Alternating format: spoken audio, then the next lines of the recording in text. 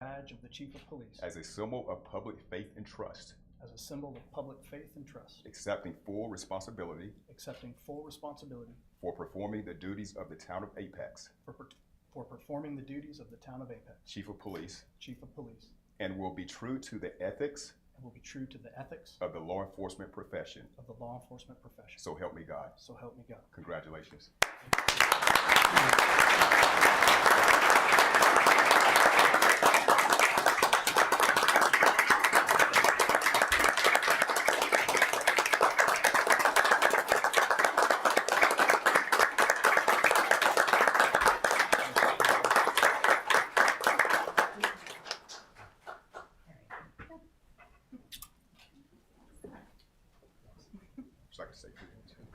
Sure. Okay. I'll be very brief. Thank you, sir. Thank you. Thank you, Mr. Mayor, members of council. I will be very brief because I know there's a meeting to get to, but I cannot stand up here and not say a few very important thank yous. First and foremost, thank you, Donna, to you. Everything that we've been able to do begins and ends with our relationship and what we've done together. And you've been supportive of this move, which is a big one for us from the very start. And without you, I could not have done any of it. So thank you very much. Second of all, thank you very much to all the people standing holding up the wall in the back. I appreciate that you have trusted me to come in and shepherd what you have started long before I got here. I promise to do right by you at every step and to do everything I can to take care of you so that you can go out and do what you've been doing so well already, which is to take care of this very important community. Thank you for putting your trust in me. I promise to prove worthy of it. I want to thank you, Mr. Mayor, and the members of council for having the confidence to bring some crazy sleeve tattooed dude from California in to be your next police chief. I could not be more excited and honored to be here and to serve y'all. And I think that the track record this council has of supporting its police department and public safety here is something that I will not take for granted. I appreciate y'all very much. I want to thank Town Manager Randy Vosberg. Because from the time I first met with him, I knew that this was where I belonged.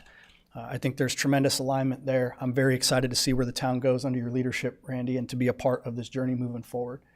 I want to echo those same exact comments for Demetria. Same thing from the time we first met. I thought there was great alignment here. I'm very, very excited to work for and with you and to see what we can do together. That's it. I promise to be relatively short in my remarks, but I will also thank the community of Apex for putting this trust in me. I promise to earn it every day, one contact at a time. I do not take this lightly.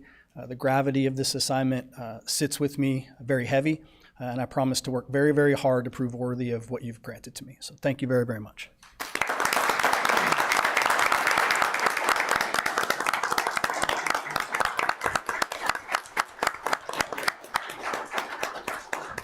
You got to make it official, okay? Yes, sir. All right.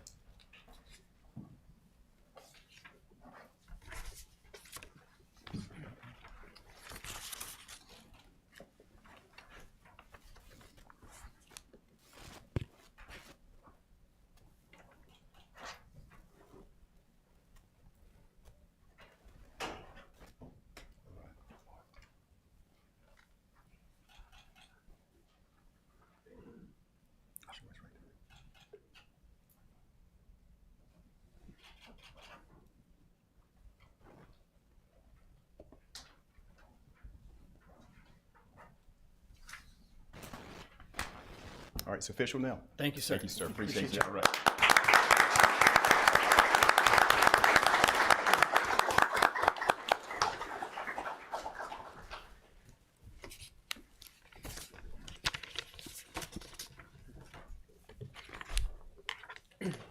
Okay, we'll move now to our consent agenda.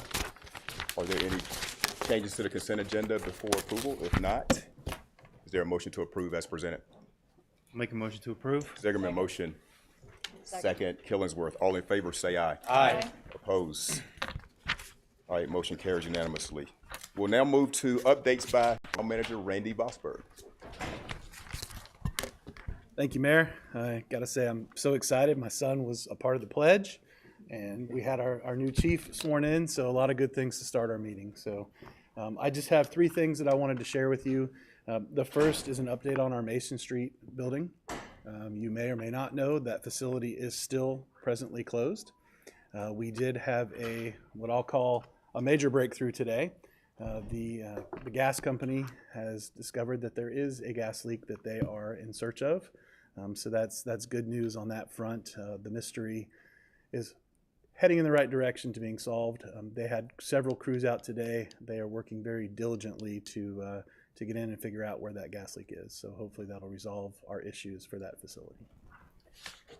Next is an update on our third-party review, which relates to our utility billing situation. Not a major update for you at this point, other than to just reaffirm that Barry Dunn, the company that is performing that third-party audit, they were on site last week.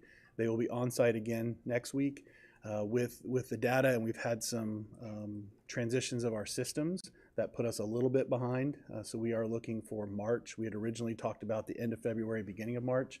We're looking now for mid-March to end of March on that timeline. Again, not something we want to rush. We want to make sure we get it right. So we're working with Barry Dunn as they go through the data. They have gone through all of the data collection now, and they're going through simulations, which is the significant and time-consuming piece where they're running the different scenarios on the bills and doing that comparison. So we do anticipate that we'll have something more to share in about a month from now that should be wrapped up and completed. And the last thing I have, end on a positive, is we are in the middle of Restaurant Week. We do have information out. It's February 24th to March 2nd. This is a flyer put out by our Economic Development Department, and there is a QR code. You can see all the restaurants that are participating in Restaurant Week. Many of these restaurants have come up with a fixed price lunch or dinner menu. So you can get the full list on our website by scanning the QR code and get out there and support our restaurants this week. And that's all that I have. Any questions for Mr. Bosberg?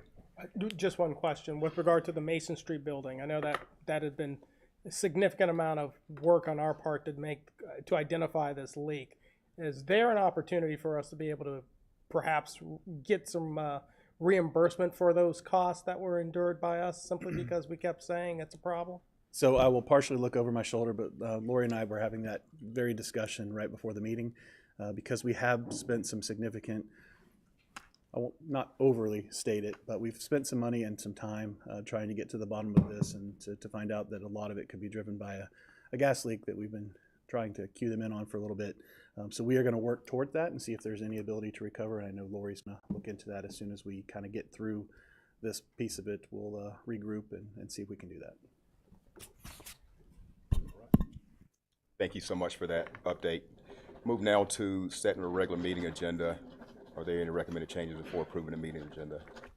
Hearing none. Is there a motion? Motion approved. Gant motion. Second. Second, Zigerman. All in favor say aye. Aye. Opposed. Motion carries unanimously. Move now to presentations. First presentation tonight is a proclamation, Bleeding Disorders Awareness Month. And we'll have, we always do, council to step out front and we'll read it in unity.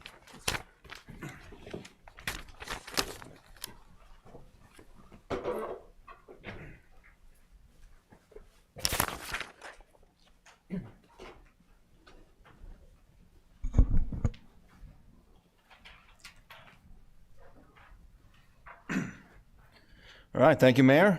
We're starting with Bleeding Disorders Awareness Month 2025, a proclamation from the Office of the Mayor. Whereas the town of Apex, North Carolina is proud to commemorate March 2025 as Bleeding Disorders Awareness Month, which expands on the original federal proclamation of Hemophilia Awareness Month in 1986 and National Bleeding Disorders Month in 2016, and Whereas the bleeding disorders, including hemophilia, von Willebrand's disease, and other bleeding disorders affect the inability to form a proper blood clot, are characterized by extended bleeding after injury, surgery, trauma, menstruation, and can be fatal if not treated promptly and effectively, and Whereas bleeding disorders are common in the United States, with over 3 million individuals impacted by these disorders, which have no cure and must be constantly monitored and treated, and Whereas numerous scientific achievements have been made in the understanding and treatment of bleeding disorders, which have enhanced life expectancy and quality of life for those with these disorders, and more research is needed to achieve advanced therapies and ultimately a cure, and Whereas the town of Apex seeks to raise awareness for bleeding disorders in partnership with the Bleeding Disorders Foundation of North Carolina and continue to contribute to broader sense of community for impacted individuals and those who support them. Now, therefore, I, Jacques K. Gilbert, Mayor of Apex, North Carolina, do hereby proclaim March 2025 as Bleeding Disorders Awareness Month in the town of Apex, and extend immense thanks to the organizations, scientists, and activists who dedicate their lives to aiding individuals afflicted by bleeding disorders. And I would like to call up to receive the proclamation tonight, Charlene Colwell, Executive Director of the Bleeding Disorders Foundation of North Carolina, and Karen Davis, President of the Board of Directors, Nick Vosberg, and Trent Vosberg. So please come up.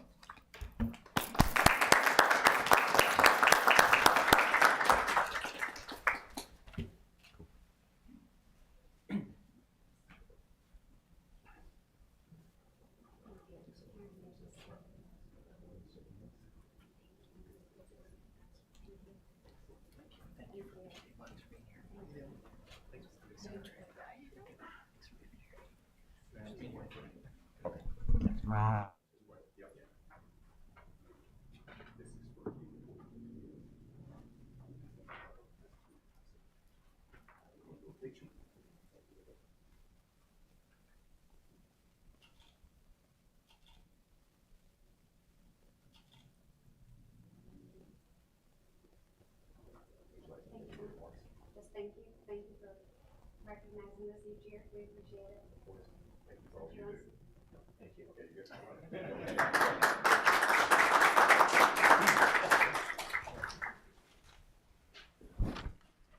All right, we have the second proclamation of Women's History Month in the town of Apex, and we're going to all on the reading of the proclamation will be Councilwoman Kelly Wood. Women's History Month 2025. Whereas the town of Apex recognizes the importance of honoring and celebrating the contributions of women who have helped shape the history of our town and country and continue to inspire current and future female leaders and pioneers, and Whereas throughout U.S. history, women of many cultural and ethnic backgrounds, American women, have played a pivotal role in all aspects of our country's development, including fighting for women's suffrage and civil rights, making significant advancements in science and technology, and providing immense leadership in areas such as business, law, and government. And Whereas women have exhibited courage and perseverance, fighting to extend their rights to our country's history, and we stand firmly with them to continue working towards and ensuring gender equity in our society. And whereas because of the courage of so many bold women who dared to transcend preconceived expectations and proved they were capable of doing all that a man could do and more, advances were made, discoveries revealed, barriers were broken, and progress triumphed. And Whereas, despite these contributions, the role of women in history has been consistently overlooked and undervalued in the literature, teaching, and study of American history. And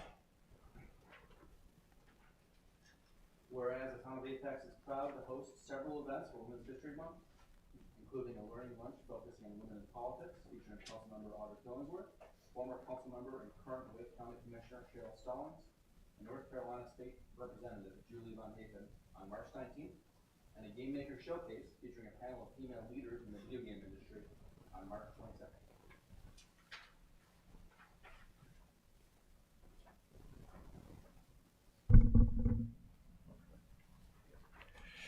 Now, therefore, I, Jacques K. Gilbert, Mayor of Apex, North Carolina, do hereby proclaim March 2025 as Women's History Month in the town of Apex, and call upon all residents of Apex to thank a woman in their life for all they have done for us. So let me start off by thanking a few women in my life. Mama Lily Gilbert, I gotta thank her. And then, of course, my beautiful wife, Mashera, and my daughter, Calabria. So we'll move now to recognize those who are here in the council chamber. If you would come up when I call your name. Council Member, of course, Audrey Killingsworth. So proud to do the proclamation in your honor. And then Karen Lee, a Town of Apex retiree. So if you would please come up. All right.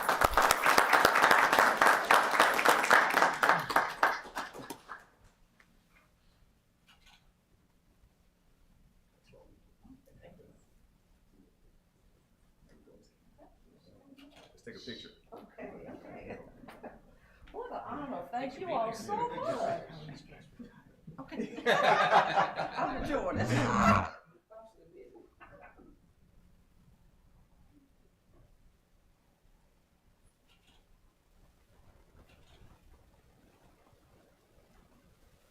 you all so much.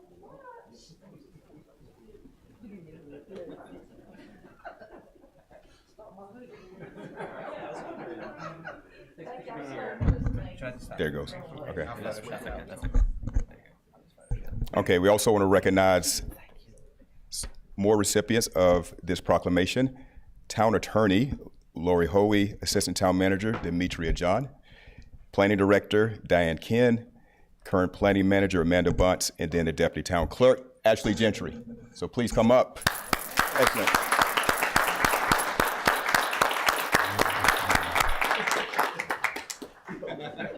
That's right. That's okay. We know. Thanks for being here. Thank you so much. Thank you. Thank you. Thanks for all you do. Thank you. Thanks for being here. Take your time, sir. Oh, they're in the middle.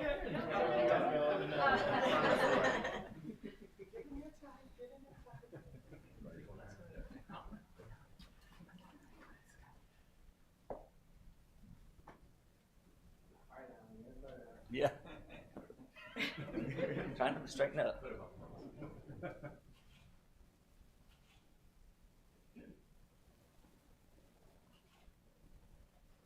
All right.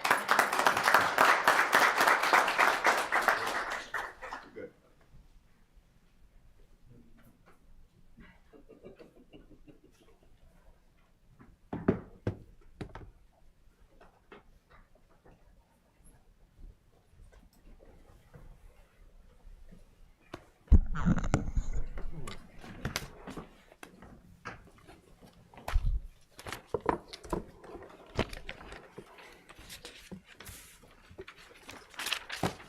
Okay, thank you, everyone. We'll move now to public forum. It's an opportunity for community members to come up and present any ideas, suggestions, recommendations, or any concerns. Remember the time allotted for your speaking time, 3 minutes, and watch a series of lights. And with that, we'll go ahead and move into calling up the speakers. The first speaker tonight is Mr. Phil Welch. Please give your name and address for speaking.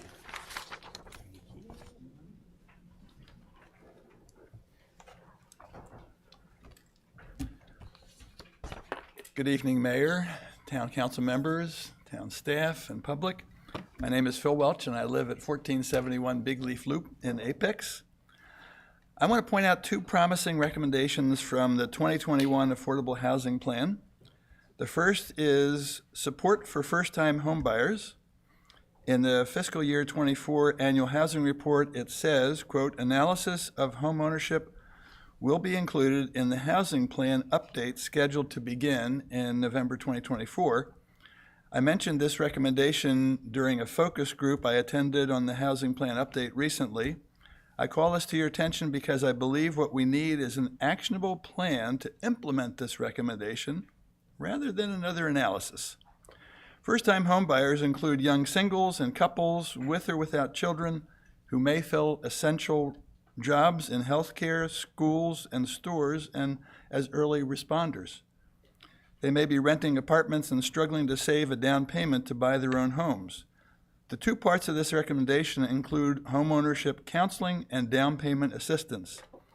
The plan says that the counseling may include services such as identifying affordable purchase prices and evaluating mortgage options, learning how to choose a home, a real estate agent, insurance, etc., navigating inspections, home purchase, and closing, planning for full costs of home ownership, including maintenance needs.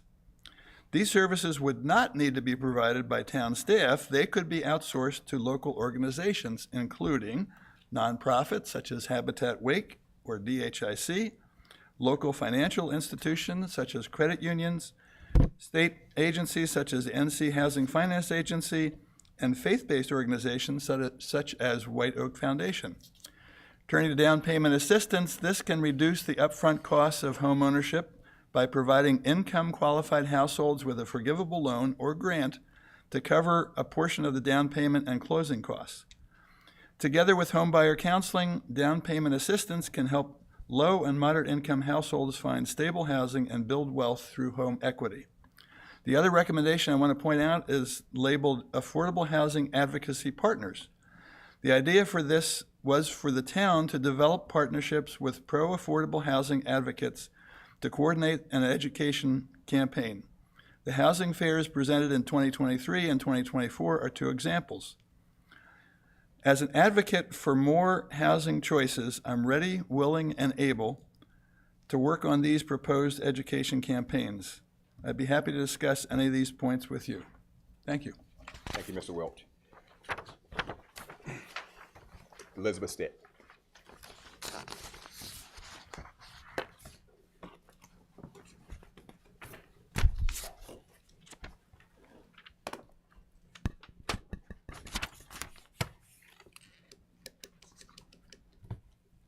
Elizabeth Stitt, 3113 Friendship Road, Mayor, Town Council, good evening. What Alan is handing out is a copy of a couple pages out of the encroachment agreement that North Carolina DOT has done with Apex for the force main that the town is working on. Well, I wanted to call a couple points to you. One, this was not posted on the website. I still keep chasing information, and I'm 3 years in chasing information. It would be nice if we could figure out how the town could communicate to us what's happening when, instead of me chasing it, because then what I do is turn around and pass it out to all of my neighbors. The second thing I wanted to point out is I have come before you multiple times and told you that the force main is temporary.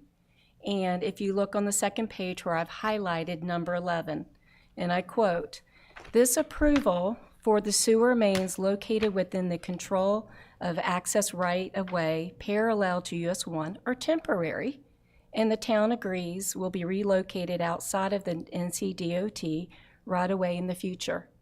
I have one of those properties that is subject to this, and so I asked the question, what does that mean? What triggers when you move this temporary force main? I received an opinion, but not an actual agreement. So I have reached out to DOT to say, hey, what does this mean? I deserve just a basic answer of whatever the town has agreed to. At what point is DOT going to tell the town, hey, it's time to move this temporary force main? You are going to pay for this twice because you have chosen to continue on the north side. If you put the force main on the south side, you won't have to relocate it. So I don't think it's a good use of tax money. Then on the last page that I included, number 25, when we talk about how Apex is weak on trees, I like to point out what DOT requires. An inventory of trees measuring greater than 4 caliper inches, measured 6 inches above the ground, is required when trees within the control access right-of-way will be impacted by the encroachment installation. So we know that you're not going to replant any trees because you have to keep the area open, so you're going to be paying a mitigation fee for each one of those trees.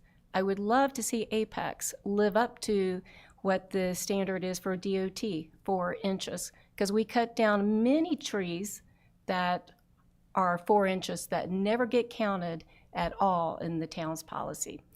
Thank you. Thank you, Ms. Stitt. Don Cozzolino.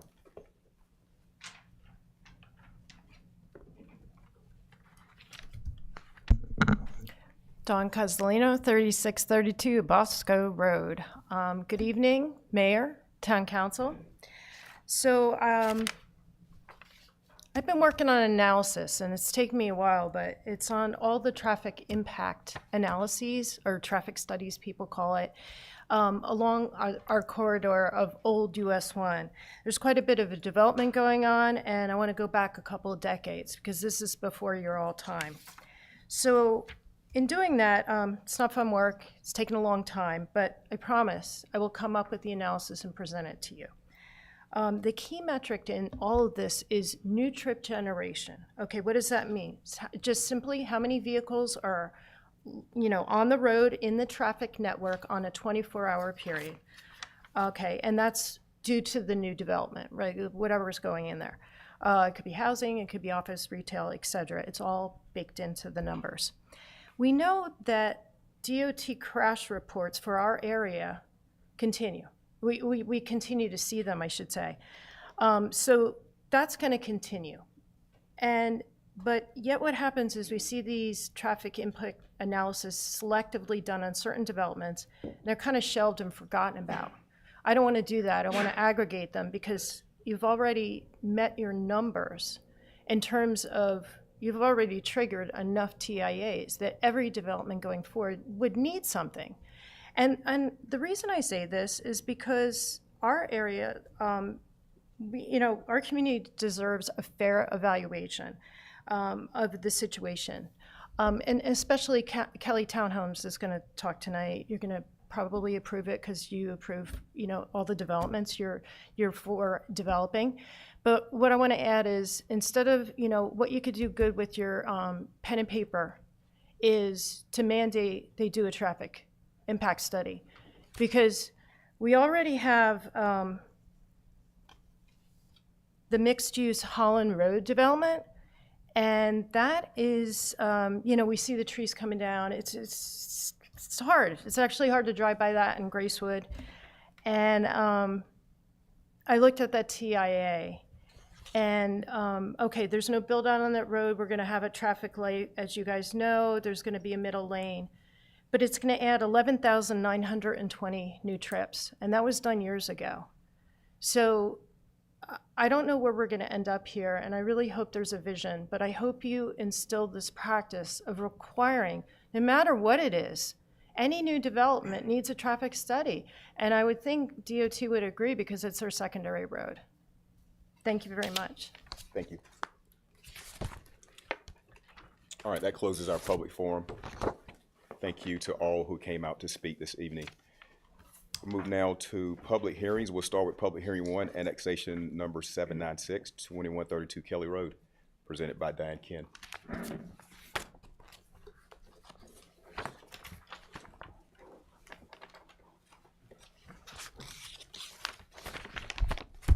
right, good evening. Good evening. All right, so we're at 2132 Kelly Road, which you can see is north of Old US 1 and west of 540.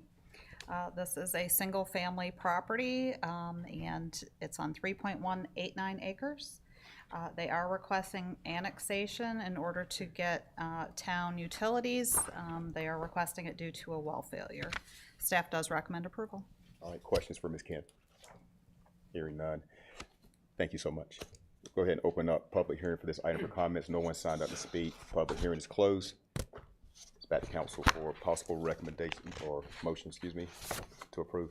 Motion to approve. Motion, Mayor Pro Tem. Second, Killingsworth. All in favor, say aye. Aye. Opposed? All right, motion carries unanimously. All right, moving on to public hearing 2, rezoning case number 24, CZ 21 3028 Evans Road. Mr. Joshua Killian. Good evening, everyone. Good evening. Joshua Killian here on behalf of planning. To present rezoning case 24 CZ 21 3028 Evans Road.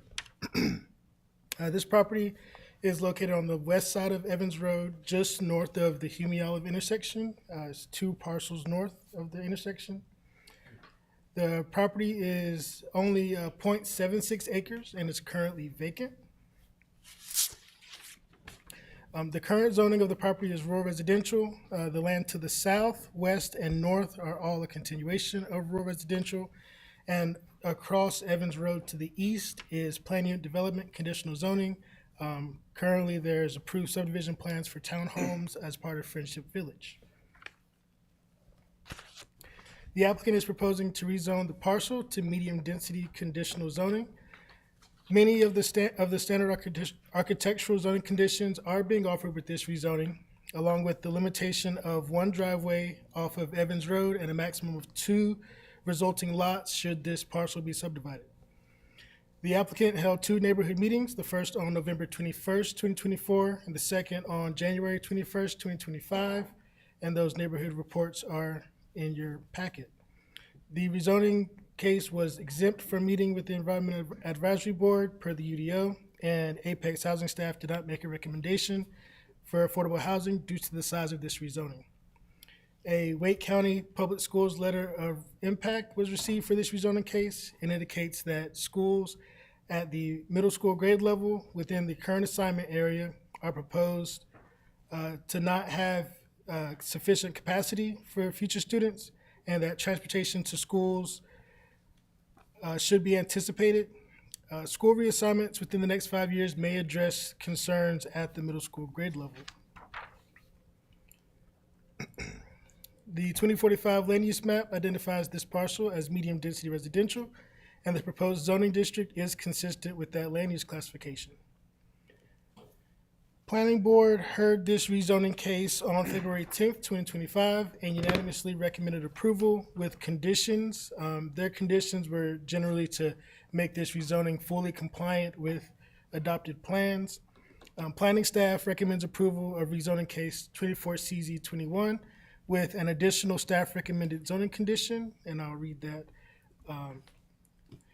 The applicant/developer shall install or provide a fee in lieu for installation of an additional 5 feet in width to the existing sidewalk along the parent parcel frontage along Evans Road prior to plat. The resulting improvement will be consistent with the 10-foot side path that is designated on the Town of Apex Bicycle and Pedestrian System Plan. Just a little background as to why we are recommending that condition. This parcel, due to its size, would come in as an exempt subdivision should it be subdivided, and therefore would be exempt from Town of Apex subdivision standards. So that's the reason for that recommended zoning condition. And the proposed rezoning is reasonable in the public interest as the conditions allow the property to be developed in a manner consistent with the residential character of the area, but also limits the driveways to one off of Evans Road, which is currently a minor collector street. If you have any questions, I'm here to answer, and Brendy Vega is here on behalf of the applicant. Thank you so much, sir. Questions for Mr. Killian? I do have one. So since we are adding a zoning condition, does that imply that the developer is not in agreement with that zoning condition? The applicant has not agreed to that zoning condition as of yet. Question. All right. Any other questions? Hearing none. All right. Thank you, sir. All right. Ms. Vega.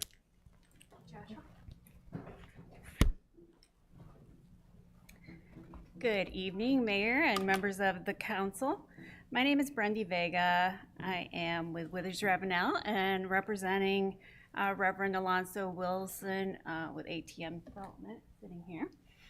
As you heard from staff, the reason for the request to rezone to medium density is to allow this one parcel to be split into 2. Reverend Wilson is a lifelong member of the Apex community. He is also a founding member of the White Oak Foundation, and in 1998, when it was founded, and serves as their development and construction manager. For those of you not familiar with the White Oak Foundation, the organization provides housing for low to moderate income families and individuals.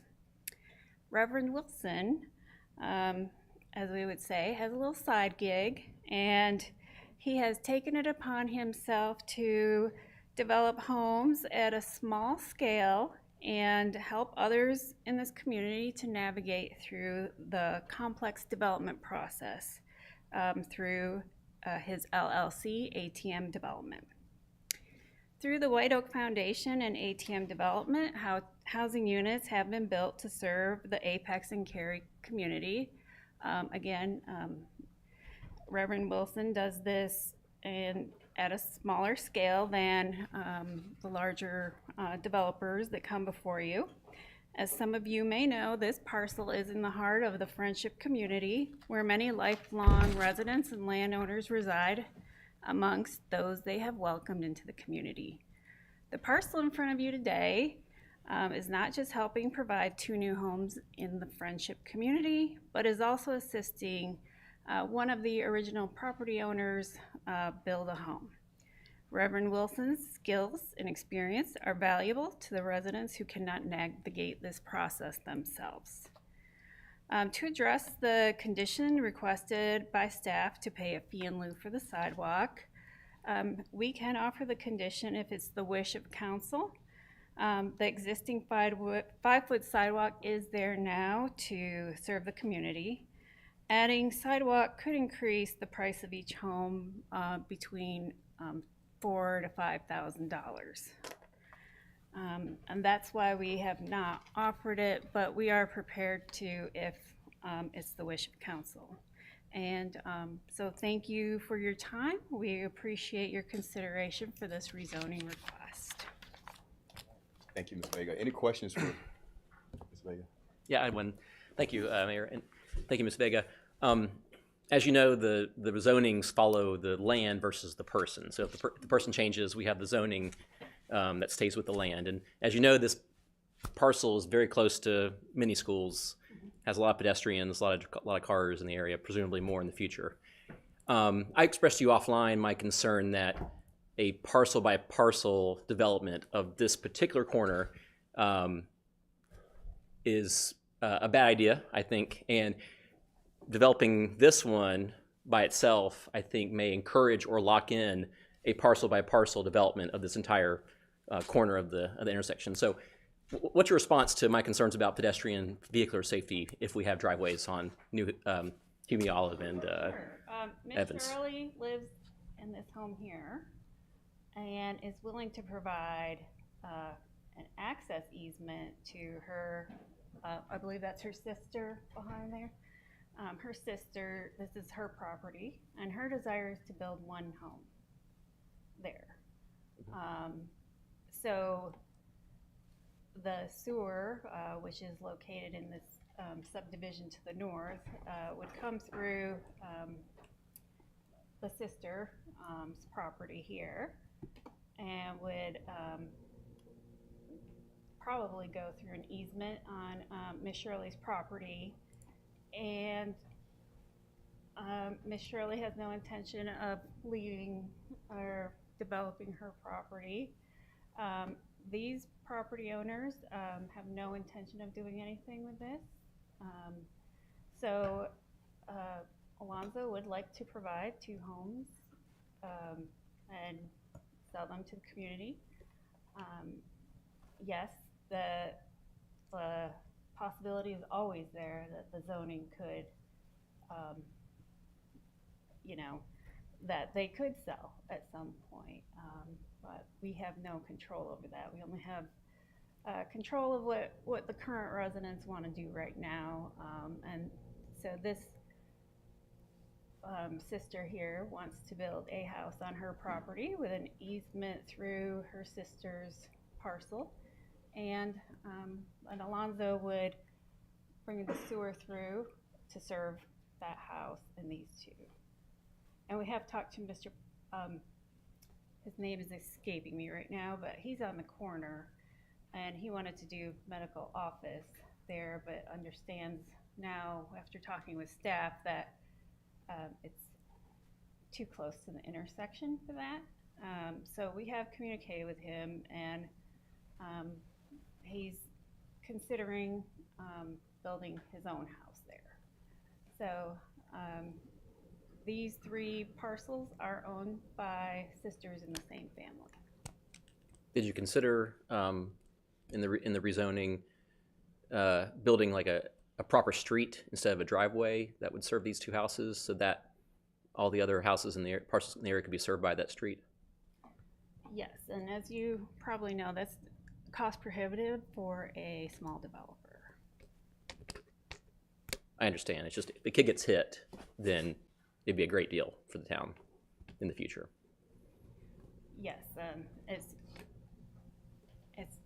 we did look at providing a street through here, and it just becomes cost prohibitive. Okay, thanks. Any other questions for Ms. Vega? I'll say thank you for proposing this. I think that the work you do is amazing and needed in the community. I understand the concerns about the cost. I just want to point out, this is across the street from a middle school. I think pedestrian access here is really important, and I'd prefer they offer the condition for the future 10-foot side path. It's my opinion. Anyone else? All right, hearing none. Thank you. Mr. Wilson, would you like to say anything?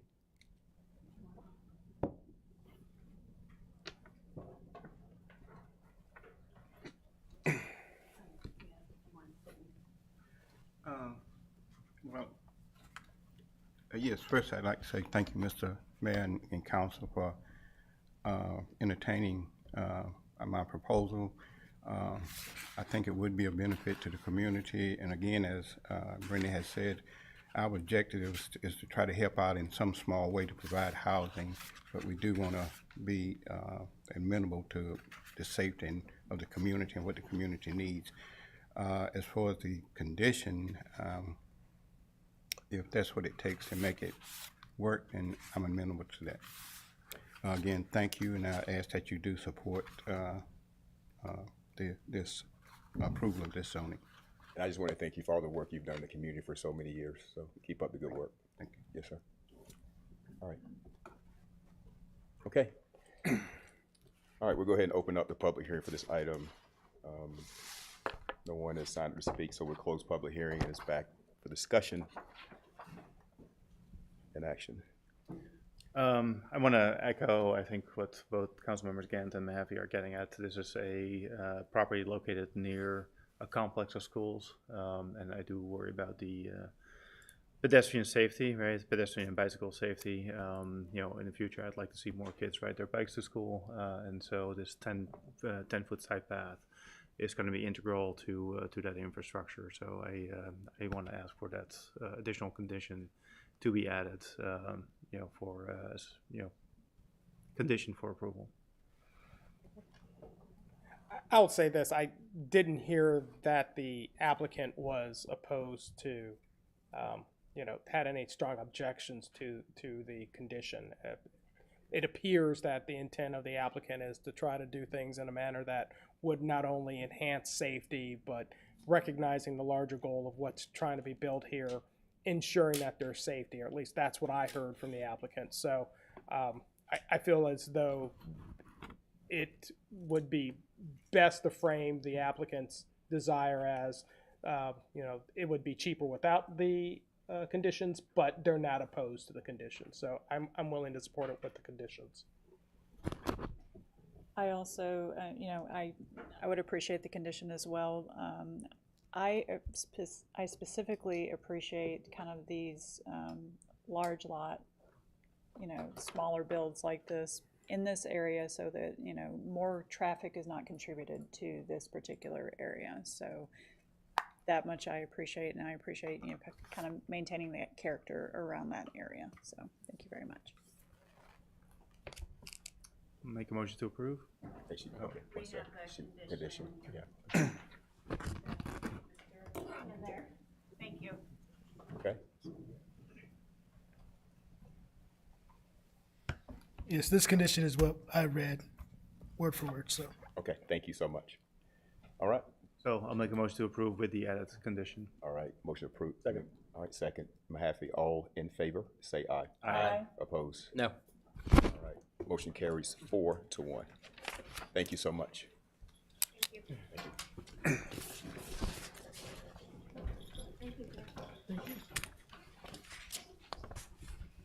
Thank you, Apex Youth Council, for being here tonight again. All right.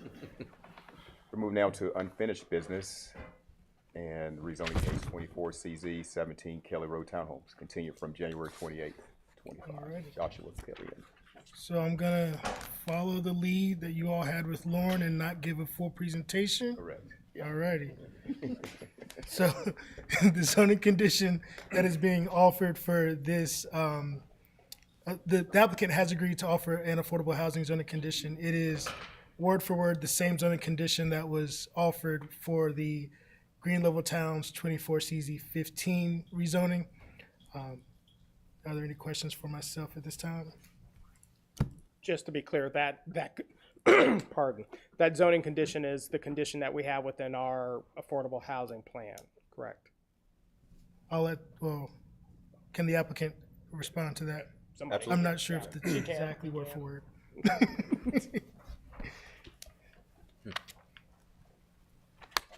That's correct, Councilmember Gray. It came directly from the policy. Yep. Thank you. I will make one note that the policy may reference master subdivision plat. That has been removed in case there's any nuance for that wording.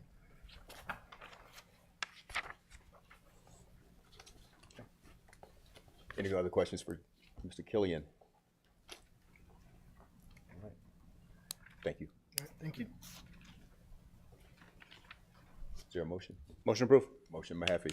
Second. Second, Killingsworth. All in favor? Hold on. Oh, you want to Hold say? on. Oh, okay, all right. Well, I'm going to vote no. Okay. And it's discussion. because a 75-foot gap's going to exist on Kelly Road as approved, right, if it's approved. That people will either walk in the road or over those rocks or somehow, and they're going to be close to cars if they're near the road. And I just think 75 feet, even if it requires a little bridge, is worth fighting for, guys. So anyway, I don't know, do you want to speak to the possibility of pedestrian access improvements? Okay. We have done some additional due diligence on it since the last meeting. Okay. And just to be clear, it's not a gap created by this project. Right. It was a gap left by West Village. A mistake in my opinion. Yeah. Right. And so one of the issues is that it's adjacent to the West Village HOA property. And so the construction will require at least a temporary construction easement, likely right away from that HOA property, which I know is an issue we've seen before. There's also a stream that crosses the road in that location that will need to be rerouted for the sidewalk construction. And then the third issue is that there's a 20-foot water main, electric and water easement that runs right where the sidewalk needs to go. So those utilities would also have to be relocated. So it's not a long distance, you're right, but there are a lot of tricky engineering items. And I think, as you've seen in other cases, really the easiest way to get, the best time to get these sidewalk connections is with the project that has the frontage. And I think staff does a great job with that now. I know we commit to these in every case along the frontage. So unfortunately, I think it's an older issue that rears its head now. Thank you. Any other discussion? I will just, to address that, I do think that this is one of those, I think, I can't agree with you more that a 75-foot sidewalk gap is a problem. I do think it's a problem that we're going to have to pay for. We dropped the ball on that one when we could have made this requirement for the previous. I think that's a ball that we dropped. And if it's a ball that we drop, then we're going to end up paying for it. So I don't have a problem with placing that high on our priority list with regard to projects, because I do think that you've identified properly the risk that's taking place with those things. A sidewalk should be there. To me, that's something we're going to pay for, unfortunately. I respect that opinion. I know what the list is of our needs, and maybe it can go up on the list because we say so, but if it's placed kind of normally, it's going to be in the middle, which will take a decade maybe. And so maybe it requires more effort from our part to get up the top of the list. But I wonder if this developer or future developer will be willing to address that for their own residents as well as everybody who lives in the area, so the town doesn't have to, and have it compete with everything else. So to be clear, you said 75 feet? I thought it was like 80, 75. I was measuring it on the internet, on iMaps. And this is the little chunk to the south. Yeah, there's like a little rocks in a stream, like they said, and I didn't know about the easement things, but it requires some kind of bridge, small pedestrian bridge, I assume, or something. I don't know how it'd work, but it's going to exist. It's going to persist after this is built if they're only doing their frontage. Will persist if we turn it down too. Well, there won't be a gap because there'll be no sidewalk to the north. Yes. Longer gap. Gap will still be there. Right.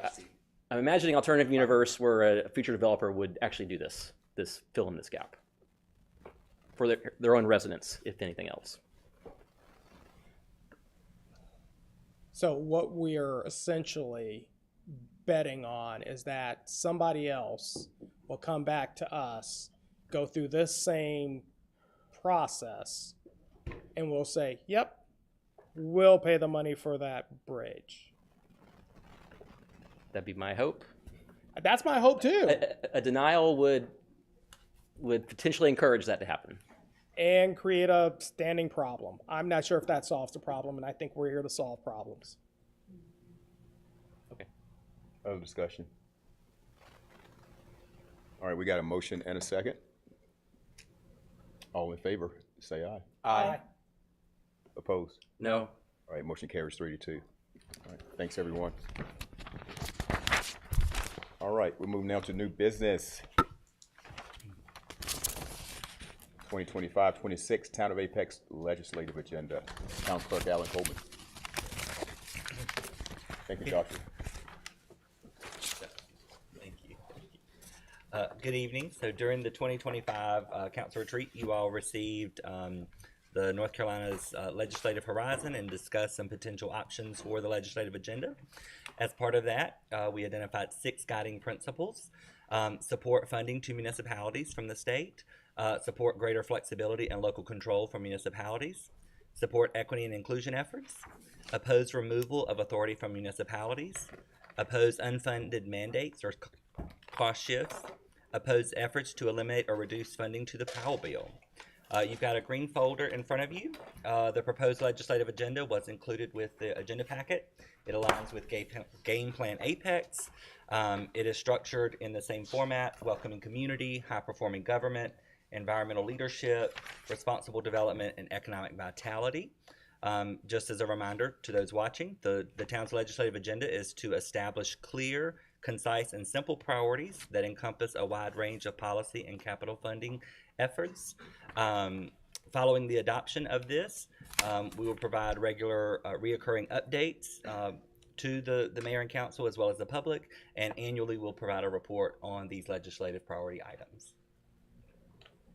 Happy to answer any questions. All right, any questions for Mr. Coleman? No questions, just thank you for putting this together. I think this is a big step forward to have something like this and keep it updated so that we can share that with our representatives in the state assembly. So I think this is a great document, and I really appreciate all the work that you and your staff have put into this. Okay, well done. All right, is there a motion? Motion to approve. All right, motion Killingsworth. I'll second. Second Zigerman. All in favor, say aye. Aye. Opposed? All right, motion carries unanimously. All right, new business 2, resolution of support of House Bill 24, restore downzoning authority. And so new business 2 and new business 3 were requested by Councilmember Mahaffey, but they do align with the legislative agenda that you all just adopted. One, as it relates to House Bill 24, to restore downzoning, that's under the responsible development category in the legislative agenda, and then the expansion of the property tax exemptions to allow seniors and the permanently disabled under the welcoming community. So I'll defer to Councilmember Mahaffey since he requested those, but you got the resolutions there for you to review. Sure, I'll just add, consistent with the legislative agenda we just adopted, there are a few bills that have been filed in the State House which look to advance those, and I believe it to be appropriate for us to pass council resolutions in support of that legislation. These topics are germane to local government. They speak directly, again, they're directly from our legislative agenda. The first, I'm not going to read them, but the first, refers to House Bill 24, enact restore the authority for local governments. This completely undoes, it's a clean repeal of the downzoning authority changes in House Bill 382 from the last session. The resolution here supports it. Many other municipalities have passed. Did you get the text from other municipalities, or did? We worked on it. We would, yeah. So this has been passed by several other towns, and I was unsure whether it was constructed to bring it forward. But if you recall from the retreat, I did ask the question to our lobbyist if they thought it would be helpful. They said, sure, go for it. That's why we have this here. I was going to ask that question if the lobbyist thought it was a good idea. Yeah, I asked the question at the retreat if passing a resolution of support for this for House Bill 24 would be helpful, and he said, yeah, sure. Okay. And many other towns have, and it's rough. Go ahead. I was just going to say, you'll notice in the last Be Therefore It Resolved, it directs myself to forward a copy of this resolution to not only our representatives, but all of the Wake County delegation. Okay. So they're informed of you all's position. Yeah, so that's new business 2, taking a position in support of House Bill 24. New business 3 is us taking a position in support of House Bill 59. This is also a topic we've touched on briefly as a council. This was something which I attempted to put in the legislative agenda for the League of Municipalities when I served on that committee. I ultimately wasn't successful in that there's a lot of disagreement amongst various municipalities in the state. It tends to be a large town, small town thing. A lot of small towns and small counties are concerned about this. I do think our position should be in support of it. I think it'll be a benefit to our residents, especially our elderly and disabled residents, to give them a larger and more easy to access property tax exemption. So there was a bill filed by Representative Perret. It's House Bill 59, and this resolution before you supports that bill and directs the clerk to communicate that similarly to our delegation. And I ask for your support. And just to clarify, this is for just Wake County only? This bill will be, or is this for the whole? 59 is for the state. Yeah. For the whole state. Okay. So we would show our support even if the league declined to do so. The league, I think, will take no position, is my prediction. But They didn't put it in their legislative they did not put it in their legislative agenda, and I can tell you from my conversation on the committee, it's because there's disagreement. There's a lot of I was not the only one in support of it. A lot of the larger counties and larger towns, we just had a revaluation where our property value has jumped pretty significantly, and that impacted a lot of residents, and this would provide some assistance. I'll just, not to advocate for them, but the position of smaller towns, which may have a larger percentage of the residents being elderly or disabled, this could itself represent a shift in the tax burden to the other residents that could impact them, and they're concerned about that, about loss of revenue there. Just for our information made to the public, do you know whether a county by county version could be possible, or does it have to be a statewide thing? I'm not a lawyer, but my understanding is that the North Carolina Constitution requires a uniform tax system across the state. So local bills, speaking to this, I think are difficult, but I mean, anything can be passed and litigated over. But I think that's generally the thought, is it has to be uniform across the state. Okay, thank you. If I can speak to one matter, that might be just to address some of the prior requests for resolutions that have been brought before this council, specifically in a lot of public forums and things of that nature. The ability to take this as a resolution item does kind of two things in my mind. One has not only reflects our larger legislative desires, but also is a reflection of the values that the town has always tried to aspire to. The other part about this is directly affecting our ability and our authority to do things. So this isn't something that is going to not impact our ability to do something. We're in a state where we don't have the authority to do anything unless the General Assembly gives us the ability to do so. And this is us asking in a formal way, we'd like to be able to have that authority to do so. So to me, this is much clearer when we are looking at resolutions, why we do certain resolutions, why we put that to a vote in this context as opposed to many other contexts that have been brought before us in the past. So just wanted to make that kind of a clear statement so that someone isn't saying, you guys never do our resolutions. It's like, well, slow down. It's not that we haven't thought about them or we don't agree with the overall intent. This is directed so that we have authority to do things that are going to make things in this town better. Yeah, and if I could underline your point, thank you for that, is that, just to reiterate, these resolutions directly speak to items on the legislative agenda we just adopted a few minutes ago. They're line items from that it's not be a different thing. So I want to make two comments. Number one, I think as a general practice, issuing some of these resolutions in support or against certain proposed legislation is something that I think we should do more of, right? I think we are, for lack of a better term, too passive in kind of, trying to influence our own faith, right? Because these are state legislative bills, right, that will impact us or give us additional privileges as a town, right? And so I think that to take a position, not on all, but on some that we care about, and especially if they're aligned with our own legislative agenda, I think is good practice going forward. So I appreciate Councilmember Maffey's initiative to put these two resolutions in front of us tonight. As far as the House Bill 59 is concerned, 2 years ago during the budget session in my naivete, I asked if we could have different rates for certain parts of our population, right? And the answer was a resounding no, right? Like we have no tools in our toolbox, to give people a tax break, within the town of Apex, right? It's an all or nothing type of situation, right? Which really limits our ability to, protect certain residents, from gentrification, right? Because, for like it or not, the tax burden that we place upon our citizens, and again, like, property taxes being, our primary source of revenue,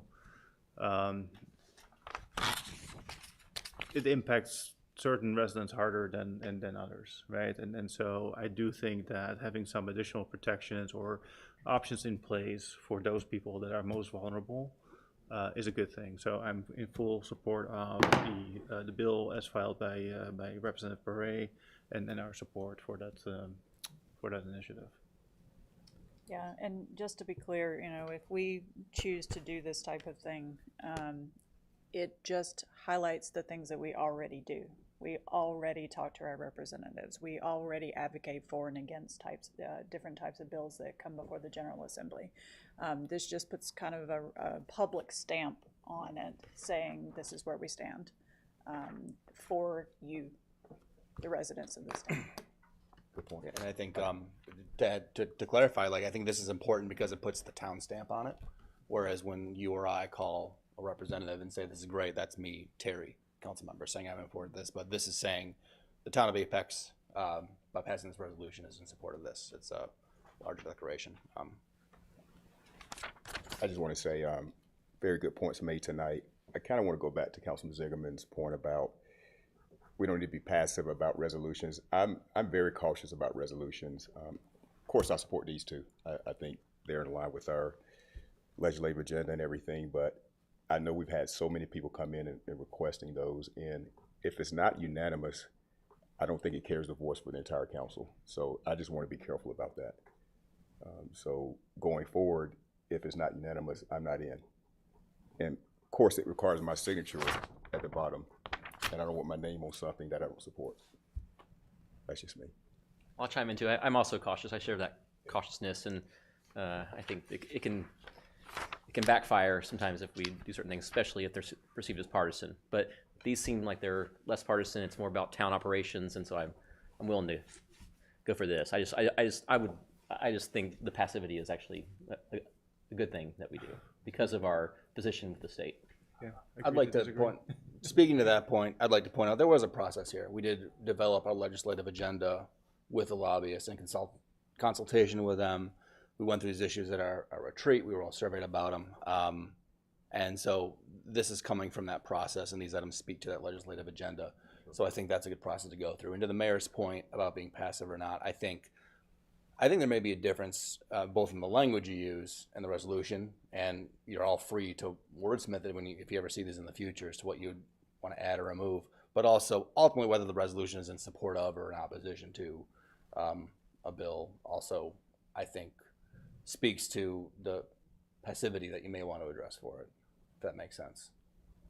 I think to be clear, like I think if you're coming out in opposition of a bill that someone filed, that may be more offensive than this is saying I support the bill you filed. Right, understood. I do want to recognize the points made though, right? So I do think that we need to stick close to our legislative agenda. We should not go partisan on any of this stuff, right? And I don't think that any items on the legislative agenda are partisan in nature, right? These are sensible things that we want to do for our residents, you know, regardless of, you know, party background, whatever. So I consider this to be lower risk than you know, a pure partisan statement or a statement that doesn't affect apex, you know, that we've been asked for, like, you know, a comment on, you know, various wars or you know, border controls, you know, things like, you know, the requests like that that have come up that have, you know, really very little to do with you know, us operating the town. And so within, you know, those white lines, I do think that, you know, being a little bit more proactive and you know, declare our position is warranted, right? But I understand some of the reservations as raised. Thank you. Is your motion, Mahaffey? You ready for it? Yes, sir. I'd like to make a motion to approve new business 2, new business 3, resolution in support of House Bill 24, and resolution in support of House Bill 59. Do we do them one at a time? We need separate. You'd like to? It's our meeting. We'll do them together. We'll do them together. I mean, if you're requesting to split them, you're allowed to. Just You're point of triggering his Robert rules. So listen, so no, it's actually in our charter. It says that any council member request can split a motion into 2 if they want. Here we go. I was trying to save time, which I failed I'm at. gonna Let's go for it. second- Let's go. I'm So you gonna second that? Okay. Mahaffey, Killingsworth. The 2, yes. All right. All in favor, say aye. Aye. Opposed? All right, motion carries unanimously. Good job, everyone. All right, we got through it. All right, that's the last one, right? Okay. Move now. Is there a motion to go into closed session for closed session items listed? Motion to go into closed session for closed session 1 and 2. Mayor Pro Tem. All right, Killingsworth second. All in favor, say aye. Aye. Opposed? All right, carries unanimously. Transition into closed session. There's no more business. Thank you, Officer Patel. Appreciate you.